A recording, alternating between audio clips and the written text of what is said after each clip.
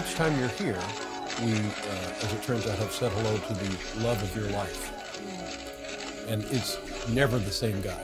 This time, it's for real. This time. I've never been happier. This time. But you say that each time. Oh, this is a good guy.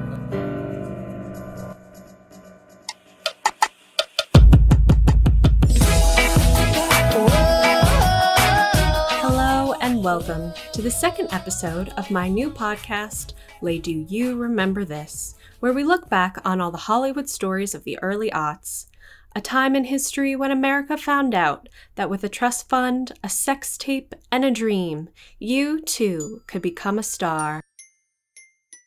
I'm your host, Dara Lane.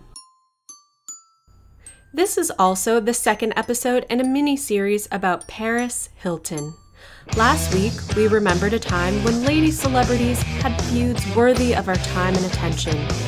The 6-year-long up-and-down frenemy relationship of Paris and Lindsay Lohan is something today's celebrities should aspire to. They just don't make feuds like they used to. I can only surmise that this is what they were talking about when they say "Make America Great Again." Our only hope for this country being restored to its former greatness is if Ariel Winter and Bella Thorne bravely mount a feud worthy of the red, white, and the blue.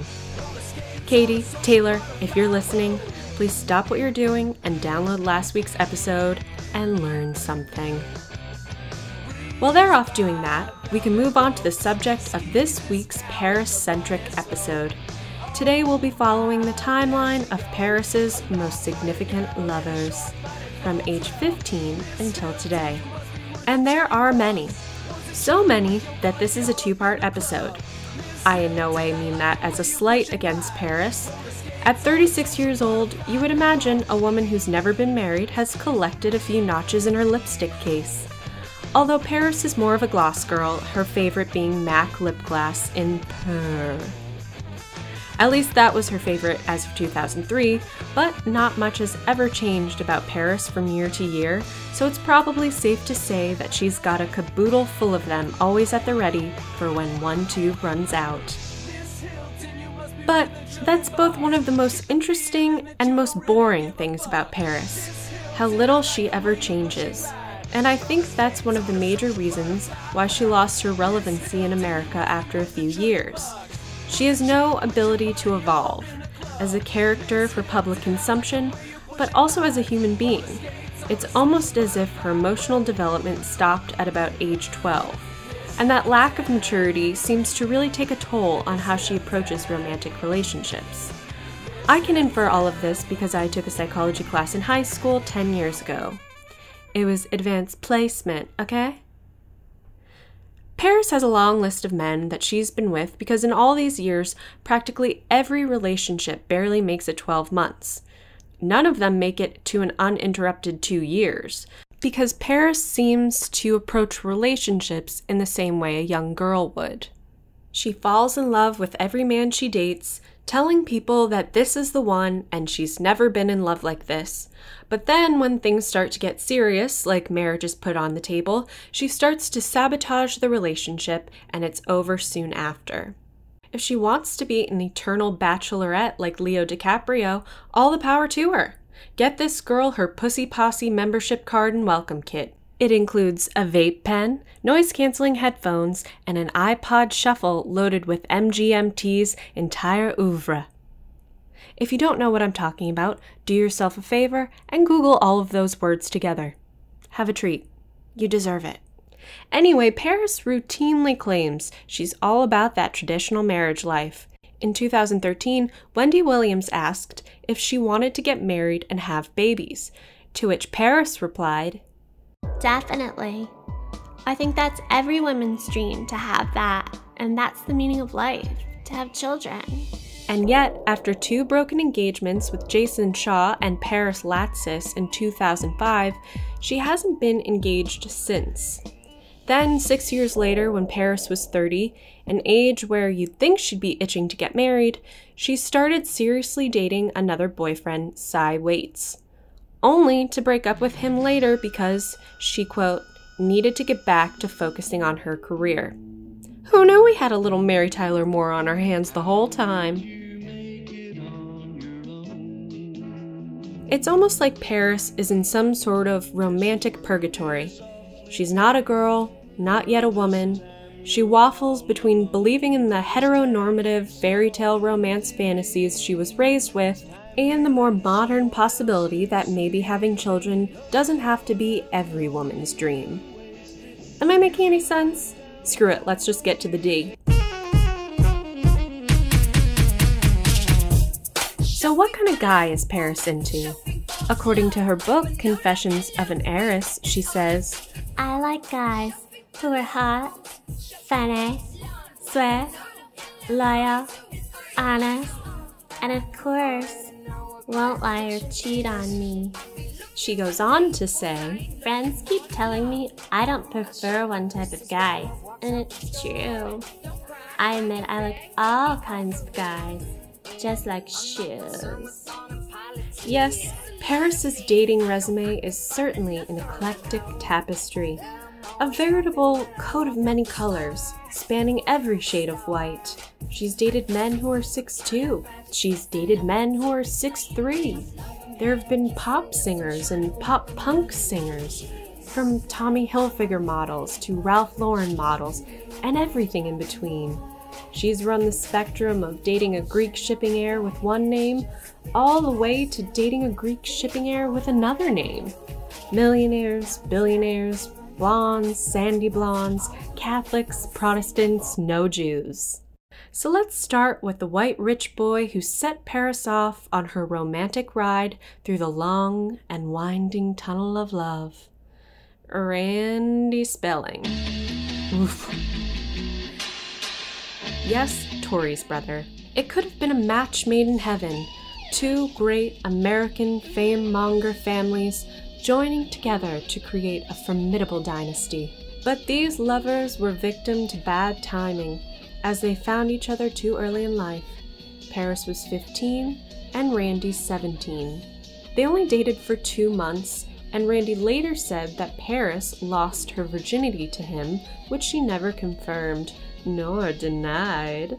They met in Palm Springs after Paris had been shipped there by her parents to live with her grandmother, Kathy Dugan Avanzino Richards Caton Fenton, better known as Big Kathy. Yes, Paris was shipped off to live in what later became an infamous piece of Palm Springs real estate, at least to any Real Housewives fan.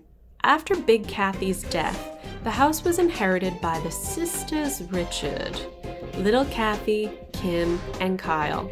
Kim and Kyle both being cast members on The Real Housewives of Beverly Hills. Each sister was to pay her third of the property taxes and expenses, but as Kim floundered in her alcoholism, Kyle and her husband Mauricio often had to help Kim with her portion. One day, Kyle and Mauricio bought out both sisters, apparently in a bid to relieve Kim of the pressure to keep up with the payments. Kim, of course, did not see it like this, which made way for one of the most iconic scenes in the Real Housewives canon. Season 1, Beverly Hills finale. Kyle and Kim in the back of a limo, wearing the finest little black dresses that cachet has to offer. In the midst of fighting over who has done more for the other sister, Kim gurgles, "You stole my goddamn house." When Paris was a freshman in high school, she was getting into lots of trouble and was sent to live in that goddamn house in the hopes that Big Kathy could whip her into shape.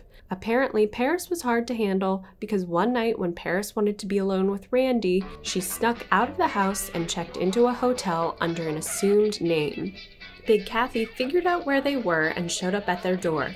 In an effort to escape, Paris either snuck out the back way or shimmied down a drain pipe, and Randy watched from the window as Paris ran with her suitcase across the hotel lawns.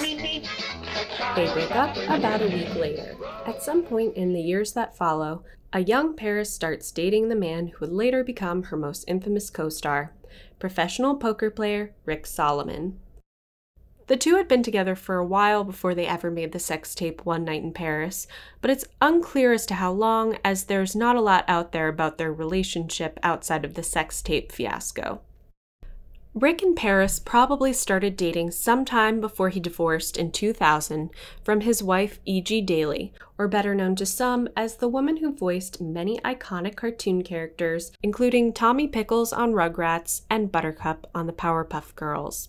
E.G. later said about the relationship of Rick and Paris, "They were friends for a long time, and I think towards the end of our marriage, the way Paris would look at me, and I'm a woman so I know these things, she'd look at me like, that's the wife."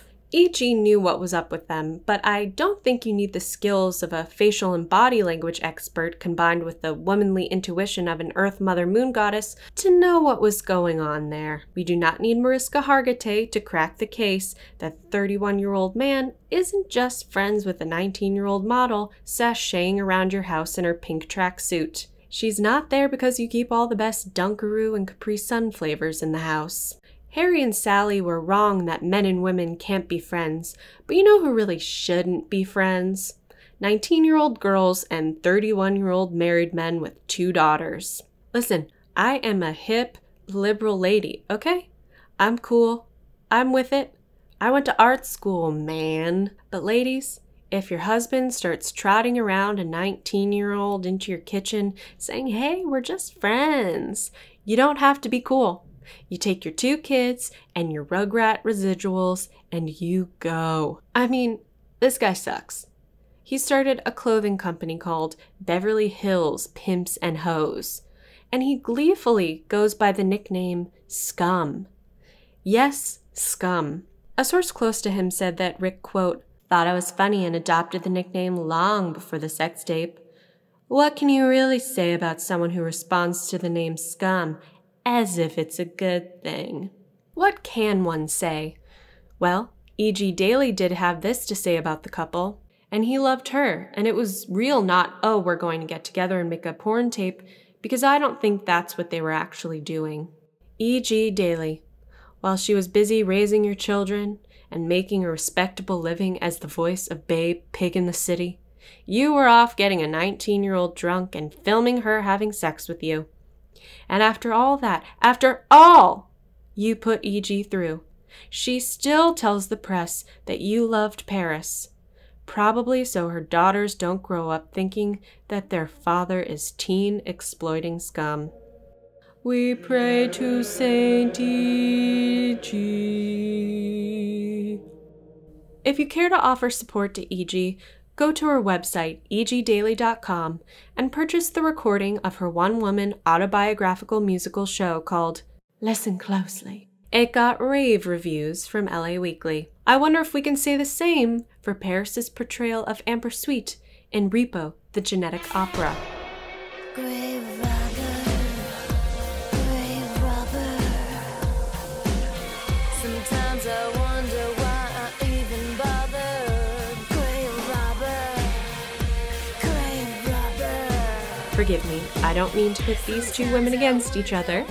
Rick is the bad guy here. Because though most people tend to agree that Paris was in on releasing the sex tape so she could get famous, I believe that if it had happened in 2017, there would be a different public reaction. I personally am not convinced one way or the other that Paris knowingly released the sex tape with Rick Solomon to coincide with the premiere of The Simple Life, which was 1 week later. To this day, she says she didn't. And no matter how you feel about Paris now, if today a sex tape leaked of a basically unknown 19-year-old girl who is clearly drunk and or high being filmed by what turned out to be a 31-year-old man with the same name as her father, maybe we wouldn't be so harsh on her. I mean, a healthy 19-year-old should think dating a 31-year-old with her father's name is gross. If she doesn't think so, then let's assume she needs a little bit of our compassion. And shout out to dads named Rick, especially the good ones like my dad, named Rick. But besides the obvious daddy issues, I also take issue with the fact that Paris was 19 and drunk or stoned during the filming. Rick even comments in the video about her drinking. After the sex tape was released, Paris said that she didn't remember filming it. Listen, I imagine you have to be drunk to film a sex tape. And listen, I'm hip. I'm cool. If you're old enough to be shipped off to war, you should be old enough to enjoy a refreshing arbor mist. But 19-year-olds should be getting toasted on Kahlua and filming their nude parts with other 19-year-olds, not 31-year-olds with the same name as their dad. It's just a gross, not to mention illegal, thing to do. You know what else is gross and should be illegal? Donald Trump telling Howard Stern that he watched Paris's sex tape with his then-girlfriend Melania. He also told Stern, I've known Paris Hilton from the time she's 12. She's hot. Her parents are friends of mine, and, you know, the first time I saw her, she walked into the room and said, who the hell is that? Did you want to bang her? She is well, at 12 I wasn't interested. I've never been into that. Right, no. right.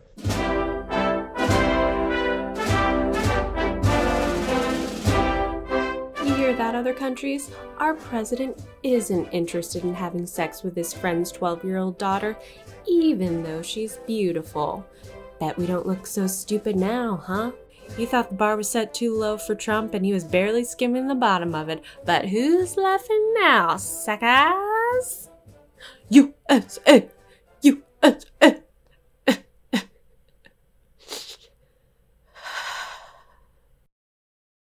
After filming the sex tape that would someday be viewed by the United States President and First Lady, Paris and Rick dated for a little bit longer, but at some point broke up and Rick started dating Shannon Doherty. They married in 2002, but Rick was still fooling around with Paris on the side. Shannon had the marriage annulled 7 months later. Karma would eventually come to claim Rick Scum Solomon. Years later, he told TMZ that because of the tape, he still, quote, can't get laid. Except by Pamela Anderson, who we know to not exactly be put off by having a leaked sex tape incident in one's personal history. They married and divorced each other twice. Another kick in the pants to Rick Solomon came just this year when his Bentley was stolen by Conrad Hilton. While at first blush, it sounds like this has all the makings for a hilarious story, but it's pretty sad. But also so weird. As if E.G. hadn't been through enough, Conrad had started dating her and Rick's daughter, Hunter. When they broke up in 2015, Hunter got a restraining order against Conrad, which must have eventually ended or was dropped because in 2017, 23-year-old Conrad started harassing the 21-year-old Hunter, and in April she got another restraining order against him. In the spirit of the fine Hilton family tradition of considering laws to be mere suggestions, a month later Conrad started showing up at St. E.G. and Hunter's house at least 4 times. Then in May, he steals Rick's car, drives to E.G.'s house, and tries to break in. 13 years later, Santa E.G. is still being haunted by the mistakes of her adulterous husband. Such is womanhood. Conrad gets arrested, gets out on bail, and is ordered to go to a psychiatric hospital in Houston. A tape then surfaces that was taken in front of Hunter's house back in April, where he addresses the camera directly with a message intended for Rick Solomon. It's truly chilling and just makes you wonder, what did these parents do to their children, and how did Nikki avoid it? I mean, good God. While her parents were out partying with Trump, was Nikki kidnapped by attentive parents while the other children were being raised by the housekeeping staff at the Waldorf? Anyway, the tape is very troubling. Google it if you want to see the whole thing, but one part of it does circle us back to the relationship between Rick and Paris. Conrad says, I'm sorry for trying to take advantage of your wife, your daughters. I thought you took advantage of my sister. I don't know if you did, but I'm pretty sure it was an illusion too. You guys aren't porn stars. You're magicians. Teach me, please. Then it was on to the next man, Jason Shaw.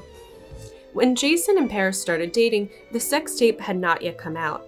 Paris had gained some press for being an it girl about town, but this little relationship was allowed to blossom out of the view of paparazzi cameras. In late 2001, when they met, Jason was 29 and Paris was 20. Though still a good chunk older than Paris, Jason was already a huge step up from a 31-year-old married guy who answers to the name Scum. Jason belonged to a very well-to-do family from Chicago and graduated from University of Chicago with a degree in history. That's a really great school, and such an adorable major. If there was ever a guy that Paris dated that wasn't some sort of Hollywood type, You'd imagine that he'd be some American psycho who majored in cocaine and hookers at the Wolf of Wall Street School of Business. But he majored in history.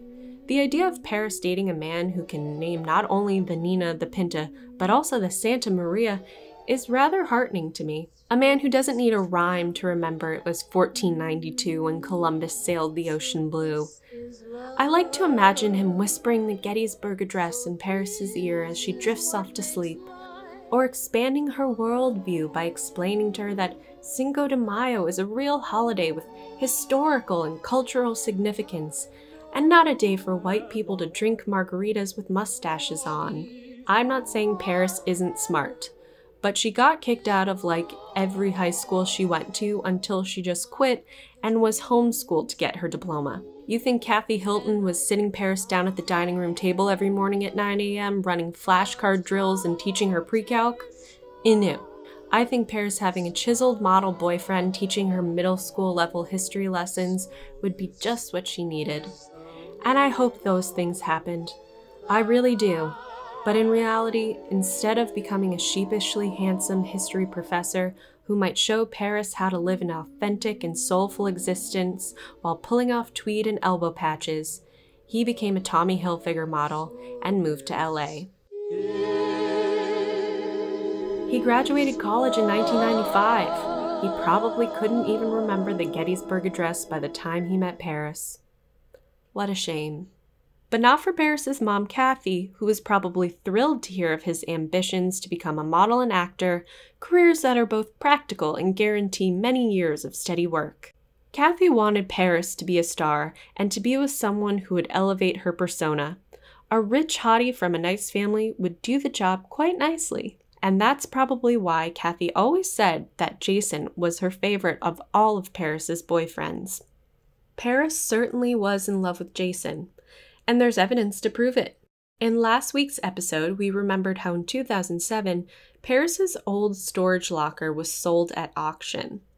The buyer took pictures and scans of the contents of it and posted it on parisexposed.com. One scan that was posted on the site appeared to be a love book from Paris to Jason that she never finished. The book was something she probably bought from an old B. Dalton at the Beverly Center. It contained prompt questions about the person you love with blank lines to fill in your answers. One prompt asked, "You make me laugh when you make fun of people with me, it drives me crazy when you have photo shoots and go to acting class."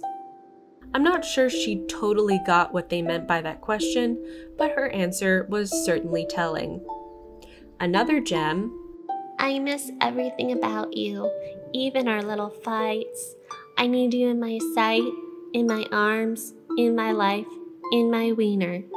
You have no idea how happy you make me, 'cause I don't think I could even describe it in words. Saying she misses him makes me think that their relationship was on and off from 2001 until their engagement in 2002. Paris did appear to have at least 2 flings during these years. One, of course, with Rick, and the other with Vincent Gallo, a multi-hyphenate, director, actor, musician, predator. Before ever meeting Paris, Vincent had written and recorded this song called "I Wrote This Song for the Girl Paris Hilton." Vincent was a full 20 years older than Paris, and fit the bill as far as being the type of Hollywood scumbag that Paris liked to date, and would continue to date for years to come. Vincent was best known for writing, directing, and co-starring in the 1998 film Buffalo 66, also starring a 17-year-old Christina Ricci. Vincent plays a man who kidnaps a teenager and makes her pretend to be his wife when he takes her home to meet his parents. But it's cool because it turns out the underage kidnap victim is actually a dirty little sex girl who didn't know what she wanted until she got it. You can imagine the kind of guy we're dealing with here. This affair was probably very short-lived because in 2002, Jason and Paris got engaged. After their engagement, Paris's star began to rise, and Jason wasn't liking the extra attention Paris was receiving. He is, of course, deep down just a Midwestern boy with a passion for world history. Jason broke up with Paris months before One Night in Paris ever came out, but that wasn't the only sex tape that was in danger of being released. Paris actually recorded several sex tapes before she got really famous, and one of them was about to be found. While Jason went over Paris's house one last time to sadly gather his leftover belongings in a box like a high school history teacher who just lost his tenure, he found a curious cassette. He took it home with him and watched the recording. In this particular sex tape, Paris had traded in her usual male scene partner for an on-screen ingenue, Playboy model Nicole Lenz. The video was recorded on Paris's 22nd birthday in February 2003 in a Bellagio hotel room in Vegas, probably just after Jason broke up with her. Jason later described the contents of the tape to a friend who apparently tried to get a deal to sell the tape to Girls Gone Wild. But the tape never seemed to actually get out, and Jason told the press that he destroyed the tape right after he watched it because good Midwestern history nerds don't sell sex tapes of their ex-girlfriends. While the tape never made it to the internet, a relatively tame video of Paris and Jason pawing at each other half naked did get uploaded to parisexposed.com. After splitting with Jason, Paris rebounds with Derek Whibley from Sum 41 before going off to film The Simple Life with Nicole Richie. Then, a week before The Simple Life airs in early December, Paris's sex tape is released. Paris is apparently so humiliated that, according to her mother, she spent the next 3 months on self-imposed house arrest, a concept she would later become very familiar with.